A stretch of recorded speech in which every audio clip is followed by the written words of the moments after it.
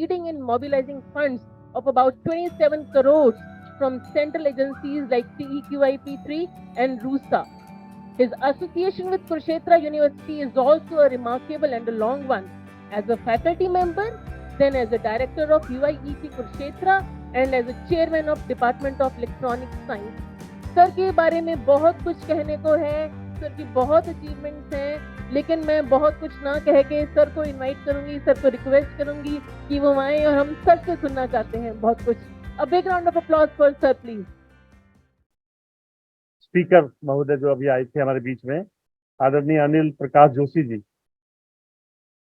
और हमारे दूसरे स्पीकर अभी थोड़ी देर में आने वाले हैं शायद नेदरलैंड से, अजय गांधी जी, और की नोट स्पीकर मनोज पटारिया जी, इस कॉलेज की प्रिंसिपल साहिबा, और मेरी बहुत पुरानी जानकारी है मैडम से, डॉक्टर सविता भगत जी,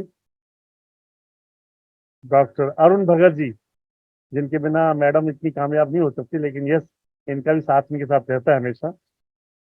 हमारे यहाँ के बहुत मेरे छोटे भाई और यहाँ के एनवायरमेंटलिस्ट जिनको कहते हैं, अब तो उनका एक नाम, उनके नाम के आगे अगर एनवायरमेंटलिस्ट लगे ठीक से तो कोई वो नहीं होगा, मान श्री जगदीश चौधरी जी, और मानव रत्ना यूनिवर्सिटी के डीन तरन जी, संजय गुप्ता जी, और इस कॉलेज के सारी प्राध्यापका महोदया और हमारे विद्यार्थियों, और इस कॉन्फ्रेंस में बहुत दूर दूर से आने वाले जो इसके पार्टिसिपेंट हैं और प्यारे दोस्तों मित्रों.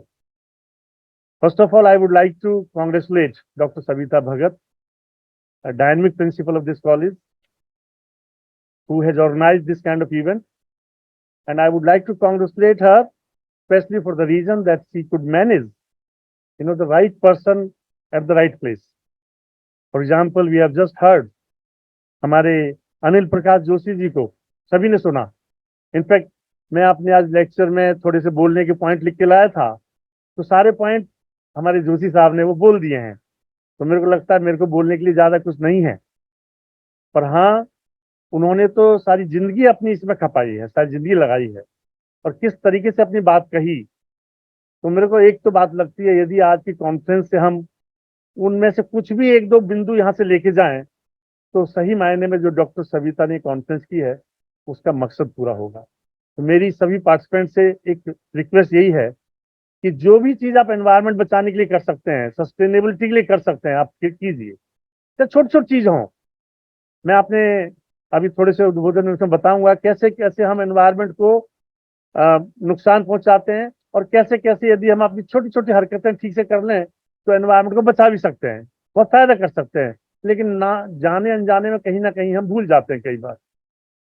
आप सब लोग जानते हैं, जैसे हमारे आदरणीय जोशी जी ने बताया कि इंडस्ट्रियल रेवोल्यूशन हुआ, अंग्रेजों द्वारा जब स्टीम इंजन का आविष्कार हुआ, तो कोयले की वजह से जो इंडिया का जो कोयला था झारखंड और इस एरिया में, सारा का सारा कोयला बॉम्बे के थ्रू इंग्लैंड जाने लगा, और उसी समय कॉटन की इंडस्ट्री भी काफी जोर से फली फूली. तो फर्स्ट रिवोल्यूशन में काफी हुआ, लेकिन इनडायरेक्टली डायरेक्टली हमारे देश को भी काफी नुकसान भी पहुंचा कि हमारे रिसोर्सेज यहाँ से गए, और रिसोर्सेज में जो कोल गया, कोल से भी नुकसान इसलिए पहुंचा कि कोल से कार्बन को हमने जला के कार्बन डाइऑक्साइड बनाया, और कार्बन डाइऑक्साइड आप जानते हैं क्या कर सकता है हमारे एनवायरनमेंट के लिए. उसके बाद फिर सेकेंड रिवोल्यूशन शुरू हुआ, उसमें हमारी बिजली आई, बिजली के इक्विपमेंट आए, और उसमें भी इनडायरेक्टली डायरेक्टली हमारा जो कोल था पावर जनरेशन के लिए यूज होता था. उस समय न्यूक्लियर पावर नहीं थी, कोल से ही पावर जनरेट होती थी. उस समय भी काफी सारा एनवायरनमेंट को नुकसान हुआ. और बाद में फिर उसके बाद सेकंड रिवोल्यूशन के बाद में थर्ड आया. थर्ड रिवोल्यूशन में हमारे, आप सब लोग जानते हैं हमारे साथ कैसी हमें सुख सुविधाएं उस रेवोल्यूशन की वजह से मिली. हमारे सबके घर में रेफ्रिजरेटर हो गए, और एयर कंडीशनर हो गए, और टेलीफोन थे, बाद में धीरे धीरे करके मोबाइल फोन भी बन गए. तो आप लोग सब जानते हैं कि हमारी कैसे लाइफ थी पहले. लाइफ तो जरूर हमारी अच्छी हुई, आसान हुई, लेकिन उस आसान लाइफ की वजह से क्या क्या हुआ जो माननीय जोशी साहब बता रहे थे, वो शायद हमने सोचा नहीं, और अब हम सोचने के लिए मजबूर हो रहे हैं. तभी 2030 के जो यूनाइटेड नेशंस ने सस्टेनेबल डेवलपमेंट गोल्स बनाए 17, उसको सारा संसार, सारा वर्ल्ड इस चीज के ऊपर चिंता करने लगा है कि अगर हम इस तरीके से अपनी डेवलपमेंट करते रहेंगे तो हमारा आने वाला समय क्या होने वाला है। आप सब लोग जानते हैं कि पहले हमारे, अगर मैं कुछ थोड़ा सा डेटा है मेरे पास, मैं बात करता हूँ, बहुत पुराना डेटा नहीं है, 1970 से 1979 के बीच में लगभग 9-10 साल का डेटा है। तो हमारे पास जो फ्लड्स होती थी पूरे संसार में, मेरे पास डेटा है पूरे वर्ल्ड का, 313 बार फ्लड आई उन 10 साल में। और उसके बाद 2010 से 2019 का डेटा है मेरे पास में। Will you believe it, you will rather surprise कि पहले 313 थी, वो 313 से बढ़ के 1393 हो गई। तो कितना 1000 टाइम ज्यादा नंबर बढ़ गया फ्लड्स का। तो आप सोच सकते हैं कि किस तरीके से हमारे एनवायरनमेंट के ऊपर इस सारी डेवलपमेंट का फर्क पड़ा। ऐसे एक हमारा डेटा है, आप सब लोग जानते हैं कि जो जंगलों में आग लगती है वो भी एनवायरनमेंट की वजह से लगती है, गर्मी बढ़ जाती है, जंगल उस गर्मी को, अमेजोन के जंगल में हमेशा आग लगी रहती है। 1970 से 79 का डेटा है दोबारा मेरे पास में, तो केवल 28 बार सारे वर्ल्ड में आग लगी जंगलों में। और now you will be surprise कि 2010 से 2019 के बीच में दोबारा देखें तो लगभग 127 बार, तो इसका 6 गुना के करीब आग लगी। तो मैं अगर उस डेटा को कंपेयर करूं तो कुछ समय में एनवायरनमेंट इस तरीके से बदलाव हुआ है कि बहुत सारे जो बुरी चीजें, बहुत सारी जो चीजें हमारे आसपास देखने को मिलती हैं वो बढ़ गई हैं। ऐसे ही आइस मेल्टिंग, सी लेवल आप सब लोग जानते हैं हर साल थोड़ा थोड़ा बढ़ रहा है। और आप, ये हद होगी अभी तो, आप इन लोग जानते होंगे कि कुछ साल पहले हमारा उड़ीसा में एक गांव था, उस गांव का नाम था सत भैया विलेज, और वो सत भैया विलेज है ही नहीं, वो समुद्र के नीचे डूब गया। तो आपको नहीं लगता कि ये सारा का सारा जो खेल हो रहा है, एनवायरनमेंट जो हमारे साथ कर रहा है, वो किस वजह से हो रहा है? क्योंकि हमने सुख सुविधाएं इतनी भोगी, इतनी भोगी, और भोग भी रहे हैं अभी भी, और उस वजह से सारा सारा इम्बैलेंस हमारा हो गया। माननीय जोशी जी ने बहुत बढ़िया ढंग से भगवान से उसको, भगवान शंकर से और हनुमान से और विष्णु से किस तरीके से कोरिलेट करके सारी चीजें बताई।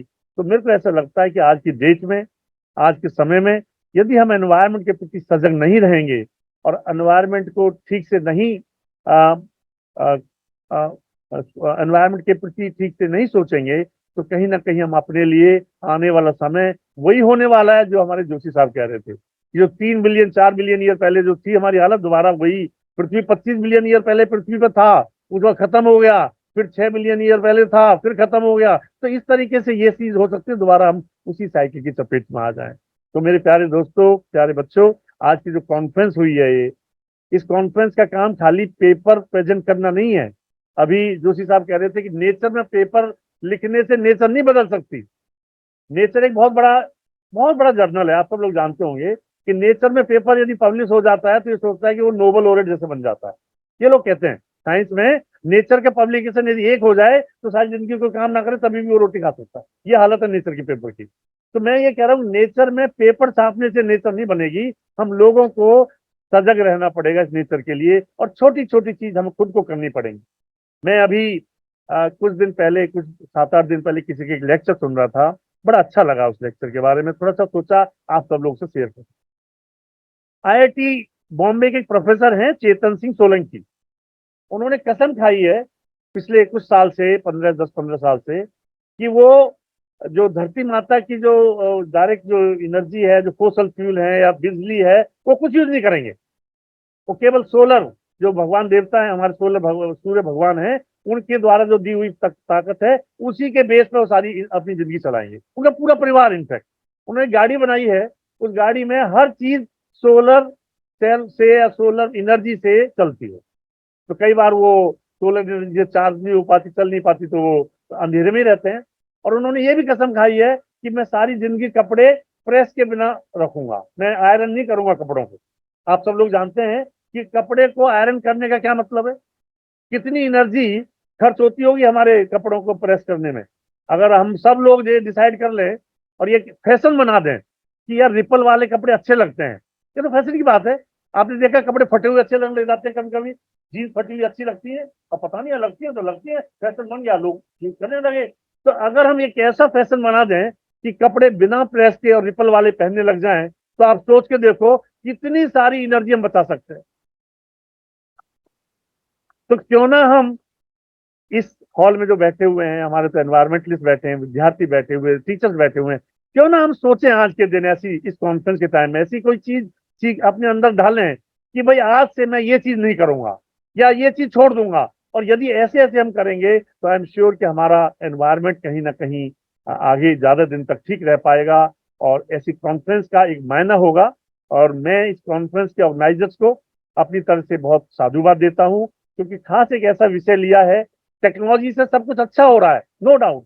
अब टेक्नोलॉजी का इतना बड़ा काम है, आने वाले समय में तो टेक्नोलॉजी और बढ़ जाएगी। अभी तो हमने आर्टिफिशियल इंटेलिजेंस और मशीन लर्निंग और डीप लर्निंग की ज्यादा ऑब्जेक्ट्स यूज नहीं किए। अभी देखा आपने वो जो जीपैट आया जिसपे तुम्हारा उसी से तुम क्या कर लेते हो, कितना तेजी से चीजें तुम बना लेते हो। आने वाले समय पता नहीं क्या होने वाला है, क्या जिंदगी। अभी वो ऑटो मोड में आपकी गाड़ियां चलेंगी, ड्राइवरलेस गाड़ी होंगी, सारी चीजें होंगी। आप यहाँ से जा रहे हैं दूसरी जगह, साइकिल जहां मिलनी है साइकिल वहां मिल जाएगी आपको, वहां से दूसरी जगह चली जाएगी। पता नहीं किस तरह से मोड़ लेने वाली है।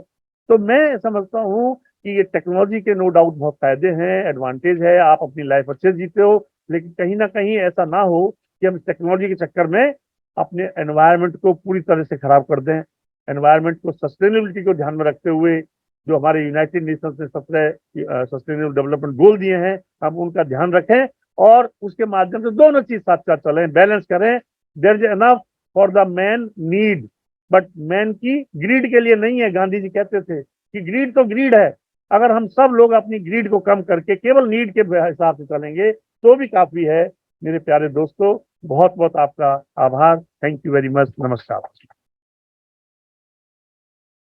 धन्यवाद sir, thank you so very much sir.